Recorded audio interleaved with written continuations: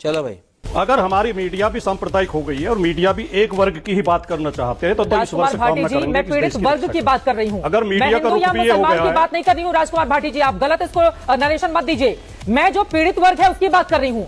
जो लोग मारे गए बाप और बेटा वो हिंदू हैं। अच्छा, अगर हिंदुओं के साथ ऐसा हुआ है तो हिंदू बोल देना क्या गुनाह हो गया राजकुमार भाटी जी?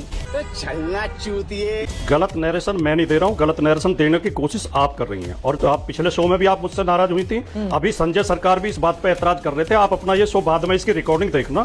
जब बीजेपी के प्रवक्ता और बीजेपी के समर्थक बोलते हैं तो आप बिल्कुल शांत होकर ऐसा सुनती हैं जैसे मुरारी बापू की कथा हो रही हो।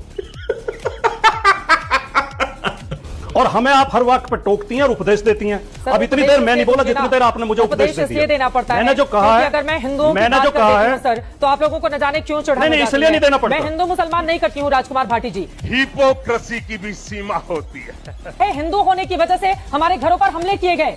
अब मैं क्या उसको गलत तरीके से आप तक पहुंचाऊं ताकि राजकुमार भाटी को बहुत पसंद आ जाए? वाह, इसको अभी का अभी आईएएस घोषित कर दो।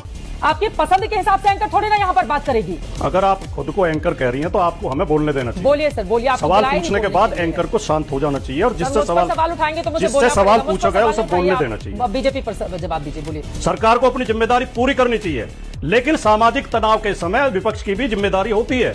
जिस तरह के भड़काऊ बयान बीजेपी के लोग दे रहे हैं उससे इनकी नीयत पर संदेह होता है कि ये भड़का रहे हैं, आग को भड़का रहे हैं। इस बात पर आप नाराज हुई और आपने मुझे उपदेश देना शुरू कर दिया। शर्म नहीं आती तुझे? अब बताओ मैं क्या करूं? मैं आपके ऊपर उंगली क्यों ना उठाऊं?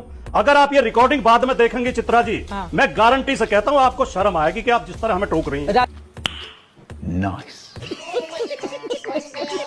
वो गलत है। आपको आनी चाहिए। पत्रकारिता की नैतिकता में, आचार संहिता में नहीं आता। ज्ञान देने की जरूरत नहीं है राजकुमार भाटी जी। मैं आपकी बहुत इज्जत करती हूं। अगर आप प्रेम शुक्ला बनना चाह रही हैं तो बन जाएं आप। कवाली बेइज्जती।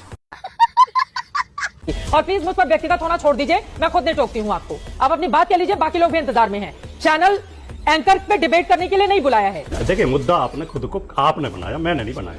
मैं तो आपके ऊपर एक भी शब्द बोल ही नहीं रहा था। मैं तो बीजेपी के खिलाफ बोल रहा था। मैं तो बीजेपी की नीयत को बता रहा था, बीजेपी की पोल खोल रहा था। लेकिन अब हमें रोजाना देखने को पड़ता है कि जब हम बीजेपी के खिलाफ बोलते हैं हम डिस्टर्ब। जब आप मीडिया पर आए हैं उसके बाद मैंने अपनी बात कही है। नहीं, मैं क्लियर कर दूं। बीजेपी को आप जो मन वो बोलिए, आप मीडिया को बोलेंगे या मुझे बोलेंगे सर तो मुझे जवाब देना पड़ेगा। प्लीज राजकुमार भाटी जी, कोई सेंस है इस बात? अपना दायरा लक्ष्मण रेखा आप भी पहचानिए, अपनी लक्ष्मण रेखा मैं भी पहचानूंगी। जिस तरह लगातार आप व्यक्तिगत बनाए दे रही हैं डिबेट को और आप अपने अहंकार को आड़े ला रही हैं, उससे आपके शो का भी नुकसान हो रहा है और मुद्दे पर बात नहीं हो पा रही है।